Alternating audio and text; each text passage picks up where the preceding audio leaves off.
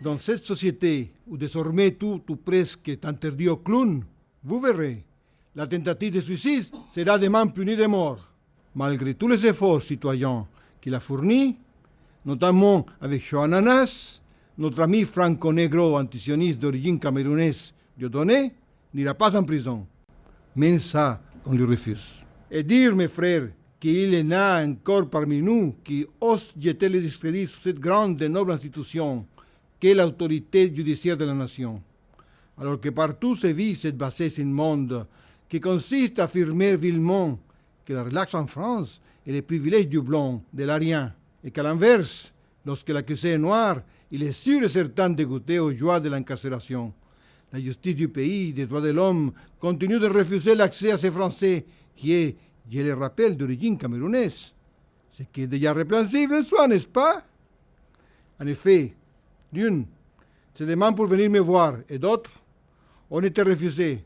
Pareil quand il a voulu que ce soit les parents de sa fille. Dégage! Aussi, quand Cheikh Abderrahmane El-Jaguari lui a demandé d'être témoin à son mariage, et même traitement pour ses propositions de se produire gratuitement à la Maison centrale de Poissy et à Fleury-Mérogis. Établissement pénitentiaire où Yannick Noah, lui, par contre, a pu se produire. Cela malgré qu'il y ait au moins autant franco-camerounais que notre bamboula préféré à nous, et dès lors au moins autant nègres.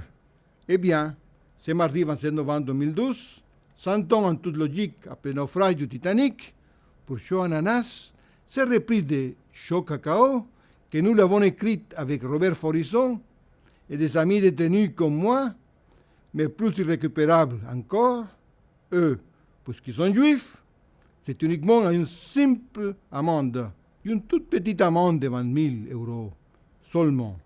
Même pas les salaires d'un sous-préfet, que le glacial tribunal correctionnel de Paris a condamné celui qui est pourtant l'ennemi public numéro 1, entre les médias, le CRIF et la LICRA, Bernard-Henri Lévy, Cindy Léonie, la présidente des SOS Racisme, Magouille et compagnie.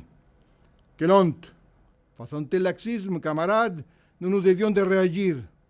C'est la raison pour laquelle j'ai personnellement recruté Germain Geff Nekohen, le père légal de Zohra Dati, avec pour mission d'écrire sous ma direction et toujours en collaboration avec Philippe Fonsi Freddy Ben Abitbol, Laurent Lévy, Samuel Lamy et Alfredo Stranieri, dit Cheikh Abderrahmane El-Jaguari, des textes qui garantissent à 100% au peuple français que cette fois justice sera enfin rendue, que la bête en monde croupira en prison. Il s'agit essentiellement, évidemment, de reprises des plus grands succès de ces chanteurs illustres lui aussi, mais avec qui je n'ai jamais été paxé dans la préfecture de Gare, ni ailleurs. Bien que nous soyons, lui et moi, et dont l'un pour l'autre, des homonymes. Carlos. Los enfants de la patrie, le jour de foire est arrivé. Sous les jours du lobbysionniste, la quenelle permanente est glissée. La quenelle permanente est glissée. N'entends-tu pas chaque campagne mentir tous les politiciens? Ils vomissent leur baratin et après ils se mettent dans les fouilles. Réveille-toi citoyen, boycotte les élections. La solution, il n'y en a une, c'est la révolution.